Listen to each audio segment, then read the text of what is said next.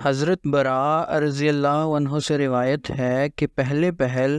جو نبی صلی اللہ علیہ وسلم مدینہ آئے تو آپ انصار میں سے اپنے ننہال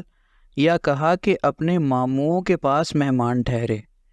اور یہ کہ آپ بیت المقدس کی طرف منہ کر کے 16 یا 17 ماہ تک نماز پڑھتے رہے،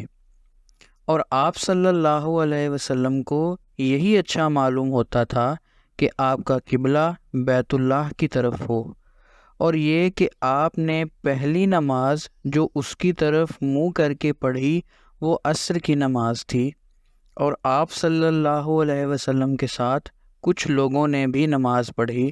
جنہوں نے آپ کے ساتھ نماز پڑھی تھی ان میں سے ایک شخص باہر گیا اور ایک مسجد والوں کے پاس سے گزرا، اور وہ رکوع میں تھے، تو اس نے کہا، میں اللہ تعالیٰ کی قسم کھاتا ہوں کہ میں نے ابھی رسول اللہ صلی اللہ علیہ وسلم کے ساتھ مکہ کی طرف منہ کر کے نماز پڑھی ہے۔ یہ سن کر وہ جس حالت میں بھی تھے اسی حالت میں بیت اللہ کی طرف پھر گئے،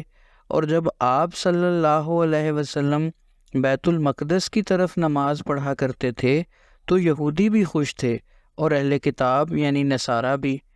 اور جب آپ نے اپنا منہ بیت اللہ کی طرف پھیرا تو انہوں نے اسے برا منایا۔